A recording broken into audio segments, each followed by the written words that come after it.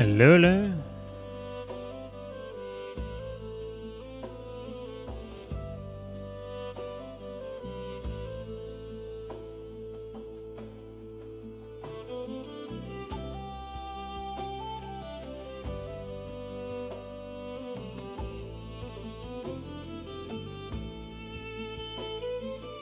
Okay, so looks like I'm back again, and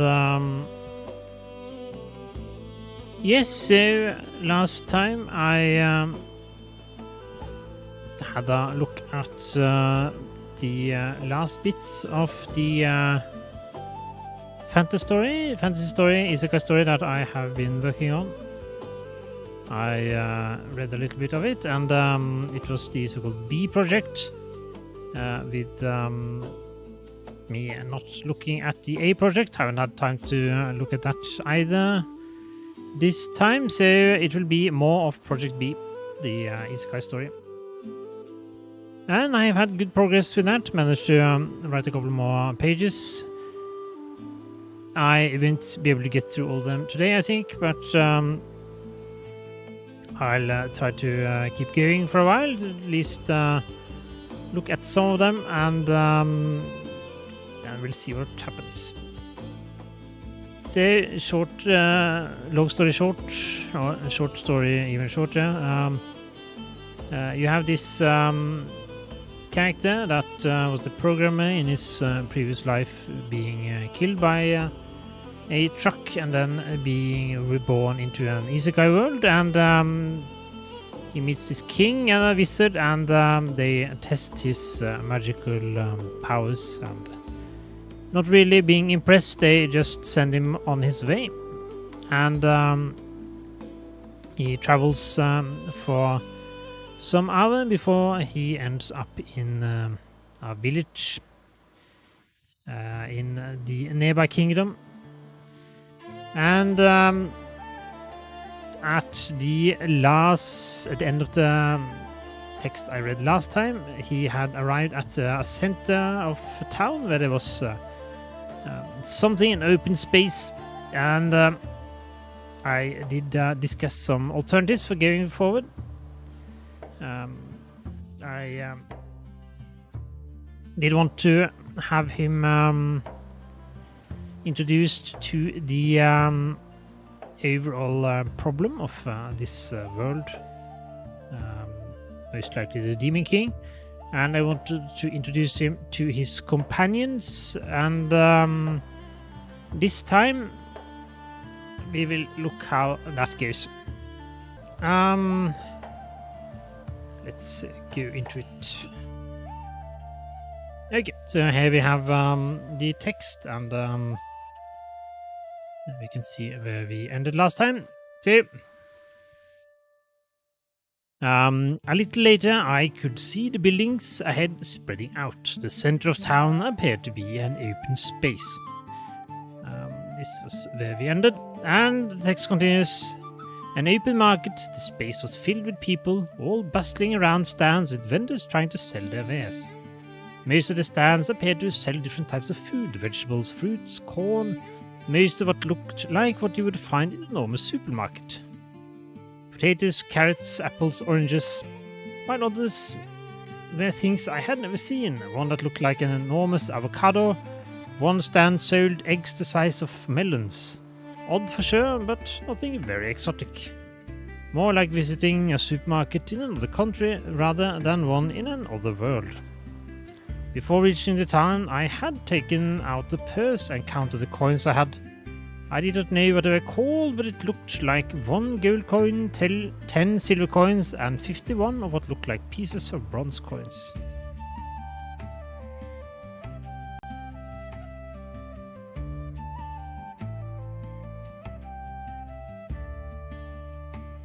The bronze coins looked like the parts of bronze coins that had been split into 5 equally sized pieces, and these coins appeared to be what was most frequently used. Most of the prices seemed to be specified in BP, which my mind read as bronze, and bronze pieces were what people used to pay for these items. A couple of places had prices in SP, silver, but I did not see anything priced in what was likely to be gold. Okay, time to try to talk to someone to find out a little bit more about this world. I had some time to think while walking, and about for money. A major problem would likely be that I did not know anything about this world. I would have to be careful with what I said, but I should also try to find out something I could use to explain away any mistakes that I made. I seem to have lost my memories, was an often used excuse in this situation in fiction, but I was not really convinced about how effective it would be. Would it not only seem like a bad excuse, better to do a little research? And saying that in this way, that would have to be done the hard way. No way to check the internet in this world. A library would be ideal, but I could not recall having seen any paper in this world, at least ignoring the events surrounding my arrival here. Shops appeared to use wood carvings, paint and chalk, so the likelihood of there being any libraries in a small village like this seemed small. Really necessary to do it the hard way then, I thought to myself while walking around, looking at the different merchants and their goods. Most of the stands looked like they had goods that likely came from the surrounding area, having items such as fresh fruits. I first stopped at a fish vendor. The fish looked fresh, did not smell bad, and was not salted. Most likely it had been fished less than a day or two ago.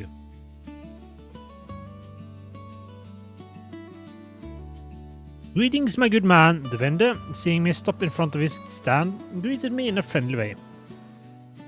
Greetings, I replied, unsure how to best start a conversation. Interested in some arrowhead? They were caught this night. Arrowhead, I was thinking about getting some salt at the fish. The vendor looked at me strangely. Saltwater? I'm afraid I only have freshwater fish. We are a little too far inland here. Ah, of course, only wishful thinking on my part. You know what they say, variety is the spice of life. Again, looking at me strangely.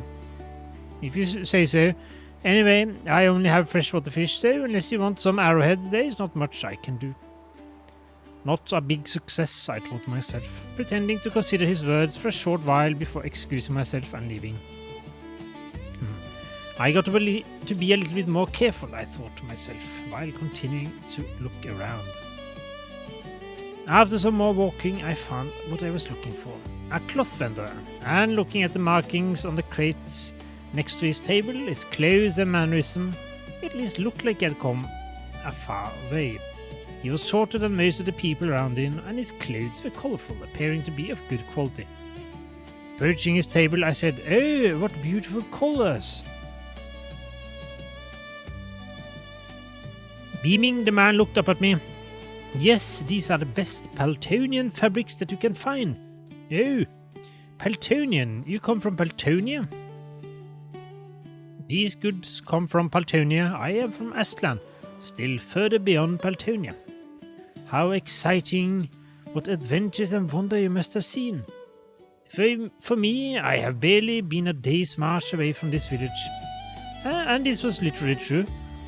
Not being easily distracted, he expertly returned to the subject of the goods in front of him. Oh, there were many wonders, but none more wonderful than this Paltonian cloth.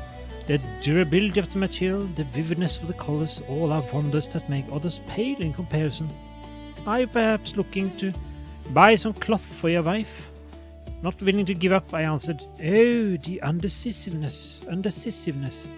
Do you have any other materials? In your travels, I am sure you must have come across many marvels. Looking a little deflated, he answered, No, I am sorry. What else is there to want when you have wonders procured by the masterful cloth makers of Paltonia? Unable to come up with a quick retort, I answered, How about silk? Do you have any of that? From his reaction, I immediately gathered that I had said something I shouldn't have. For one short moment, he looked scared. Then it was like his friendliness was turned off by a switch. Sorry, we are closing. I am shameful for having failed to provide you with anything you desire. Then he turned away and starting to rearrange the items on his table. I walked away, feeling his stare at my back the entire time. I had been right in trying to be careful, but it was difficult to avoid saying something strange when knowing nothing about this place. Yeah, well, time to try purchasing something myself. I was getting quite hungry, having finished the last of the apples several hours before.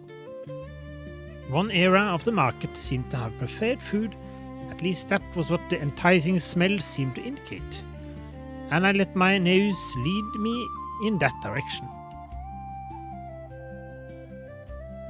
Off to one side of the open space was an impressive-looking stone statue of a heroic-looking person wearing some type of plate armor, raising a sword to the heavens. The statue had a round base that was perfect for sitting, and several wooden tables and chairs had been placed in a circle around the statue.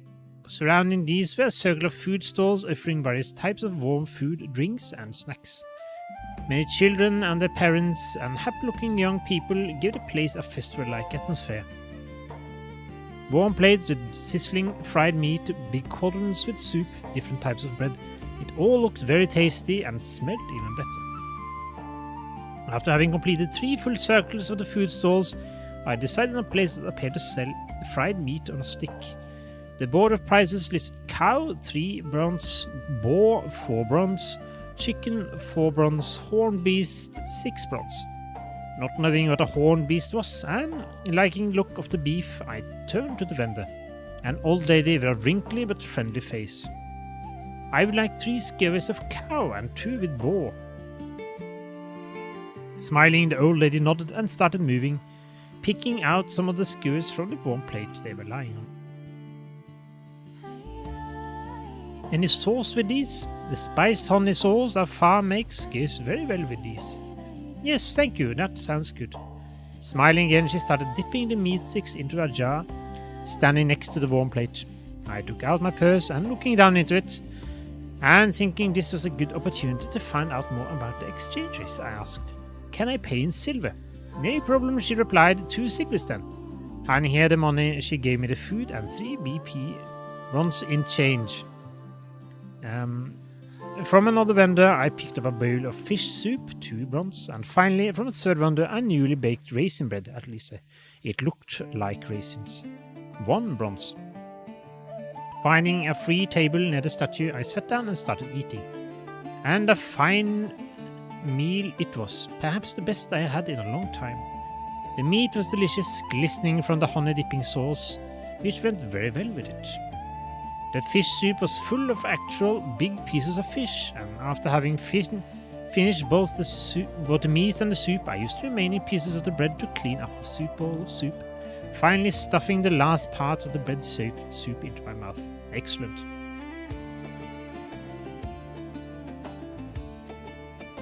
No longer hungry, it was time to plan my next step. Thanks to the old lady, I now knew the exchange rates of bronze to silver, 10 to 1. Assuming it was the same for gold and silver, I more or less knew what my situation was. I more or less knew my situation. I had money for a couple of days of food, but I also needed a place to stay for a night, so that would probably also eat into my resources. Finding a way to get either money or reduce the living expenses was my first priority, but it could wait for tomorrow.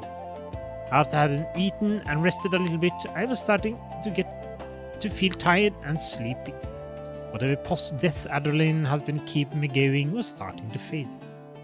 The activity in the village square also appeared to be reducing, and the sky was getting darker. While I had been eating, the number of families running around this area had gotten fewer, and the vendors were starting to pack up for the day. So when a villager came around to pick up my soup bowl, I got up and started looking for a place to sleep. The village was not very big, but it had at least 3 inns. One was situated near the edge of the village, near the main road, and it had a huge stable, obviously meant for travelers that were only passing through. One appeared to be a little bit too posh for my wallet, and the third was in the most sleazy and rundown part of town. Thinking beggars can't be choosers, I stopped in front of the third inn, the Broken Trumpet. odd name for a tavern, I thought. But by that time it was getting dark. I didn't know the crime rates in this village, but probably better to be inside somewhere safe. Thinking this, I pushed open the door and went inside.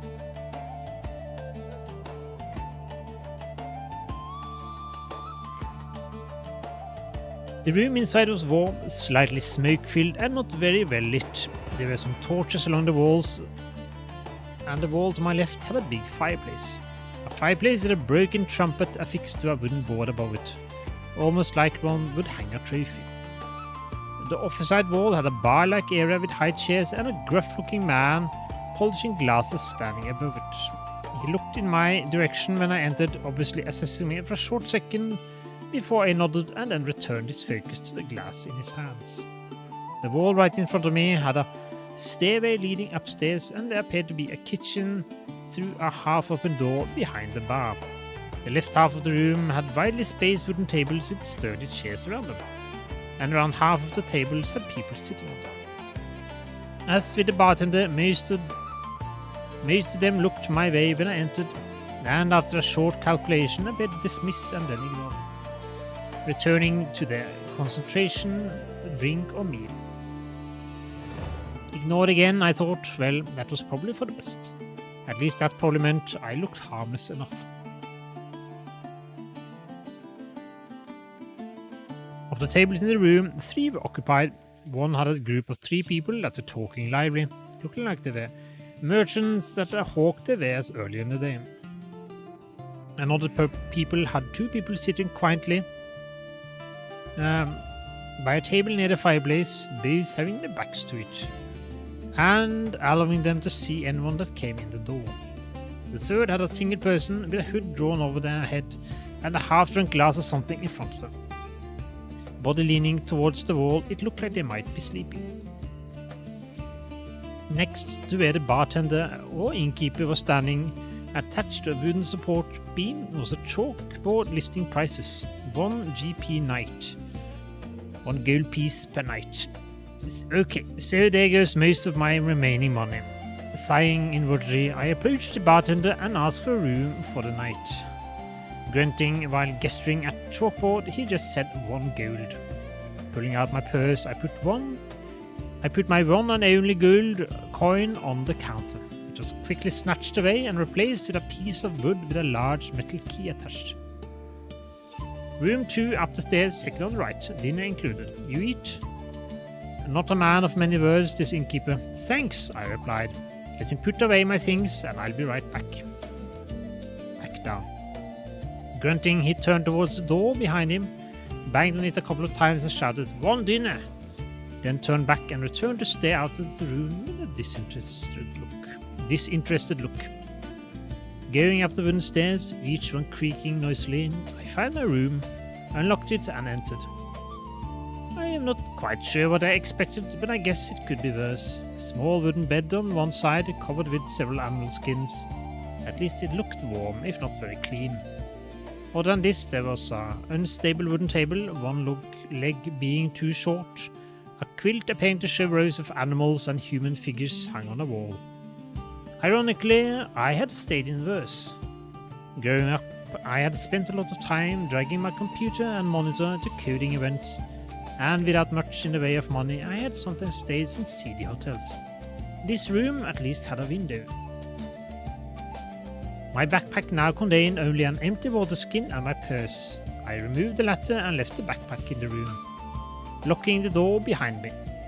Trying to avoid causing the stairs to creak too much, I returned to the first floor of the inn.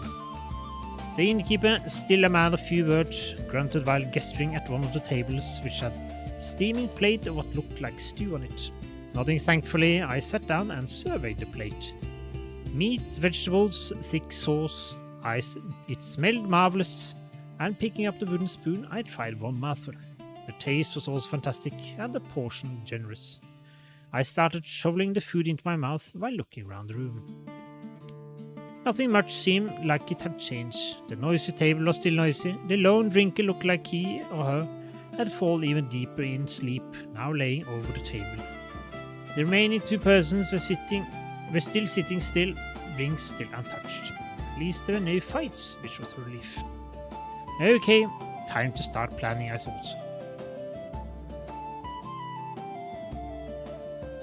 After purchasing food and a single night's lodging, I should know how about...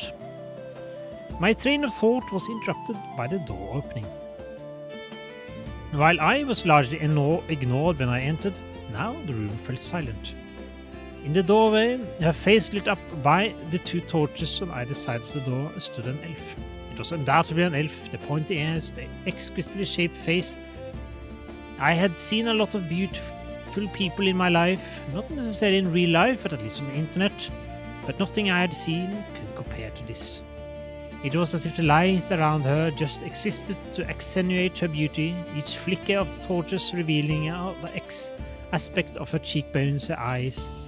Looking around in confusion, she had an air of naivety and fragility, like a beautiful flower in a hostile environment. Something you instinctively wanted to reach out to and protect. She appeared to be looking for someone, and for a short moment I held my breath, thinking that it was maybe me she was looking for.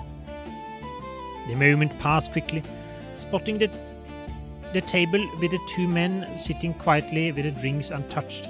She waved smiling and approached them. And that might have been it. A couple of minutes later, the three of them would get up and leave the inn, and I might still have been sitting there, still, she only a memory, slow to fade perhaps, but fade it would eventually. But there is this curious thing about languages. Okay, more logical than curious perhaps, but linguists usually talk about how it is possible to organize languages into trees, how some languages are closer related to others, which typically means that they share common elements, be it sounds, grammar, or semantics. The languages I had heard most of the day had been largely similar. There might have been differences in sounds or word usage, but it did not require a specialist to hear that they were related. She's here. Be careful. Only four words, spoken by one of the men to the other, barely audible but clearly spoken in a language different from the ones I had heard throughout the day. The sounds making up the words were very different, much more throaty than what appeared to be usual in this country. The words also, even though my understanding of the languages I heard were limited, even I could hear that they were completely different from those that would have been used by a speaker native to this area. The words themselves also made me realize something I should have understood much earlier.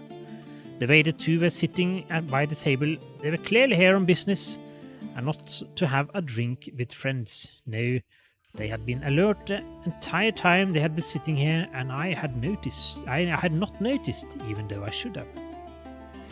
The reason for this might not be obvious, but in my previous life, ended just a few hours ago, I had actually had quite a lot of experience with just this type of situation. While growing up, the internet went from a carefree frontier to an overly corporatized and surveilled network, and my hobby of poking around in places I should not be eventually led me to a moral dilemma. One time I found myself in the computer system of a company that clearly was the front of an organized crime syndicate. At first it was thrilling, reading through their plans and discussions of criminal activities. Then, one day I read several emails that appeared to discuss ways of getting rid of a journalist that was poking around. I didn't really think anything more of it before I read the name of the same journalist in the news. The brakes in his car had failed and he had driven over the edge of a bridge. The car had hit the water, sinking down to the bottom of the river below it. The driver had drowned, unable to get out of his car. The police was cited as classifying it as a tragic accident.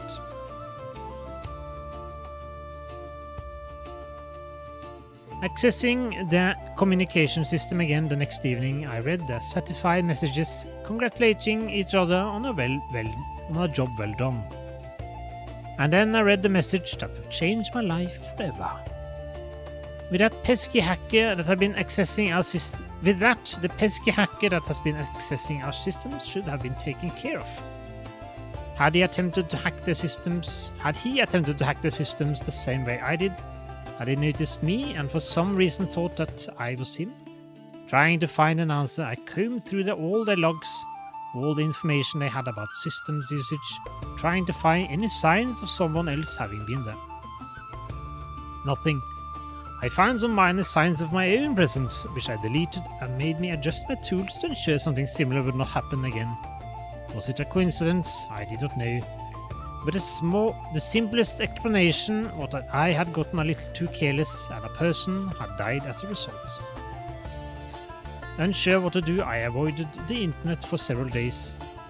Then I packaged up all the messages, everything that could be used as evidence to show that the death was not accidental, and using the free Wi-Fi of a cafe on the other side of town, I sent everything anonymously to the cop that had been cited in the news.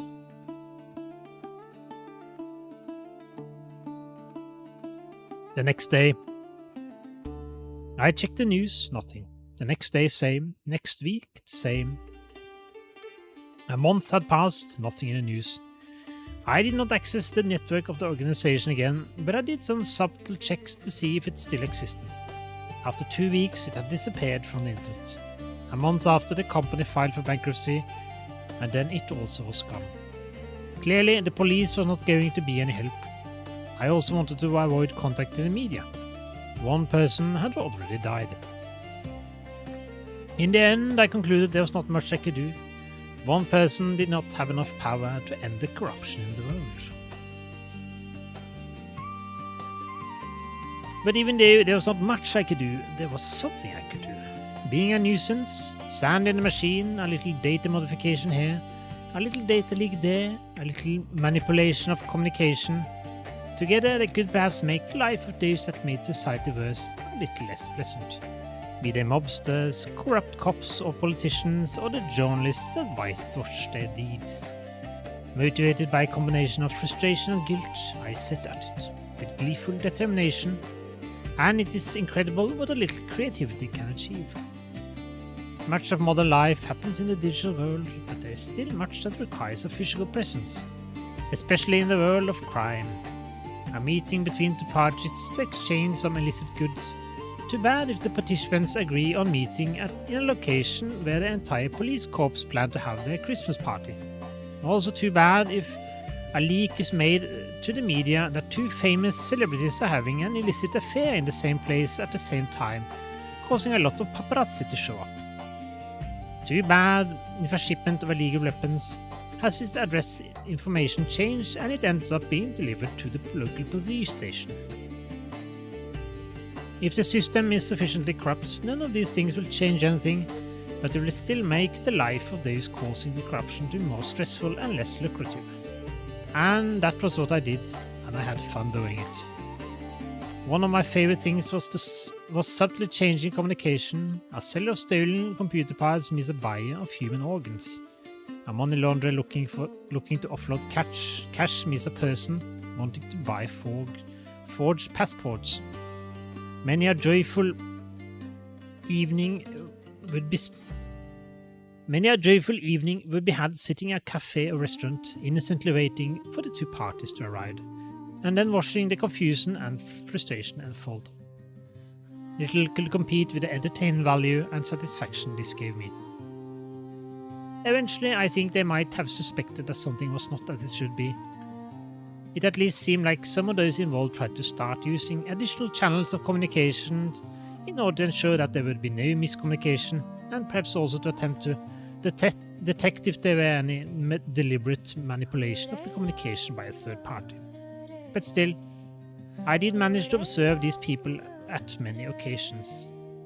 And what I was seeing in this inn reminded me of this. The two persons the gorgeous elf was approaching had been sitting at the inn for at least half an hour.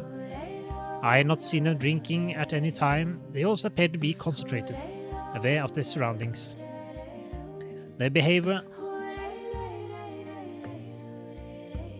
matched that of a low-ranking member of a criminal organization. Disciplined enough to remain focused and not get drunk, but not experienced or intelligent enough to not stick out. Or was I just jealous that it was not my table she sat down at. While pretending to focus on my drink and the remains of my food, I did my best to observe what happened on the table and to overhear the conversation. "Hello," she beamed while sitting down. "So glad to finally meet you. I was worried that it would be too crowded in here." Smiling, she laughed innocently. Still obviously careful and attentive of their surroundings, one of the men greeted her, then continued. "This place is always quiet, and it's a short walk from here. Everything should be ready, so we can leave now." "How marvelous!" Looking delighted, she clapped her hands. The two men started getting up, and together the three of them left the inn. Decision time.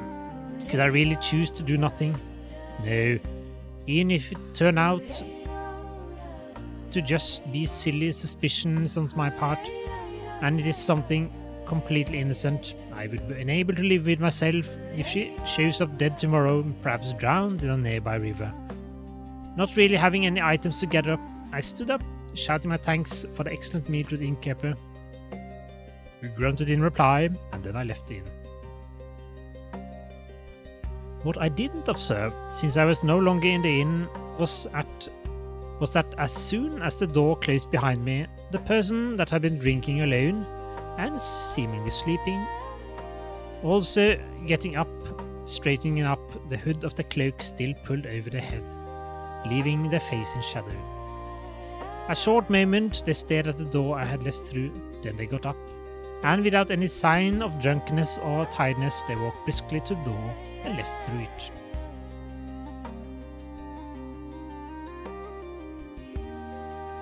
No longer having a watch or a mobile phone, I did not know the time, but it was probably around midnight. Not having any street illumination, the streets were dark. What little light there was came from the sky, and looking up it was filled with stars. No light pollution in this world. 3 moons could be seen in the sky, the big one in the middle almost full and providing most of the light, while the 2 smaller moons on each side were partially in shadow. I am not in Kansas anymore, I thought. Not that I ever had been. It was difficult to see my surroundings, but luckily it was easy to see the 3 I were following, since one of them was carrying something like a hooded lamp. Trying to keep my distance, I followed them down the dark streets. Following someone in the dark, it was not something I had experienced doing. I had at times played games where trailing somebody was a frequently used game mechanic, but these parts of the games were usually frustrating and not very fun. Trying to be silent, trying to stay out of the bright areas, trying to stay close to the persons you are trailing, but not so close that they detect them, and not so far away that they get away. I am not sure what alerted them to my presence, but after walking down a couple of streets in what seemed to be random directions, I turned a corner and they were gone. Frustrated, I was about to turn around when I saw one of them was behind me. "Good night," he said. And suddenly I found myself enveloped by white light, or perhaps it was lightning. It felt like it filled my whole body, my arms, legs, torso and head. Every cell filled with white electric energy.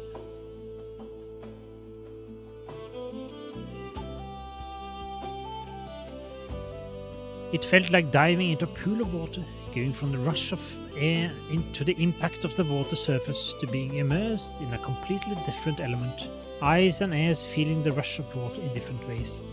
I saw, felt and heard the white light surrounding me on all sides. Then for a brief moment, it was like time stopped.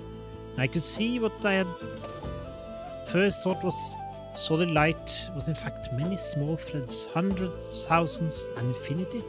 Countless threads of white light and energy together created the blinding light. An infinitesimal amount of time passed. No, it was not something much more complex.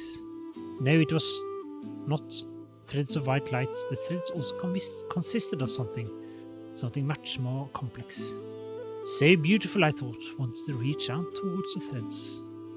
Then my mind blacked out and I succumbed to consciousness. And I guess that's good enough place to end it at any. So I have written a little bit more. It's probably a safe bet that the elven character will become a companion of the protagonist in some kind of way. And I have also written something about that, but that will have to be for another day.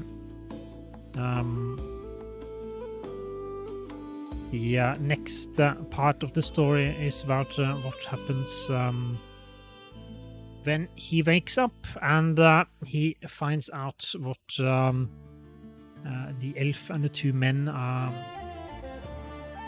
about to do. So, or rather where they are going. So I have written a little bit further, and I have reached a point where I have to think a little bit about what my next steps are. But I think I'll wait with discussing those alternatives until I have read that far.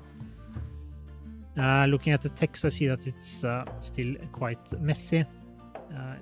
Probably benefit from some rewrites, but the or elements of the story seem okay enough. Simply applying a spell checker and so on is not very difficult, so that can be done at a later date. Trying to just rush through the process of writing down, putting down as much text as possible while I'm still sort of feeling the creative energy. Stay distant from that feeling too long, and it's difficult to continue. So trying to put down as much as possible while I still can. So I'll go back afterwards and try to clean up things. That's why it looks so messy as it does now. But yes, so I have see. Yes, I have perhaps as much text as I have gone through that remains. I'm about halfway through the text that I've written, and there are some parts of the text I have written that I'll save for later. So while working on the things that I have written so far, I had some ideas for events that will happen later and so on, and I'll just keep those as they are until I reach that point. So it's about I guess half an hour more of text, but I'll do that another time. So I think I'll end it here for today. And yes, things are progressing nicely so far. I'll leave the A project to the side while I'm having good progress on this. And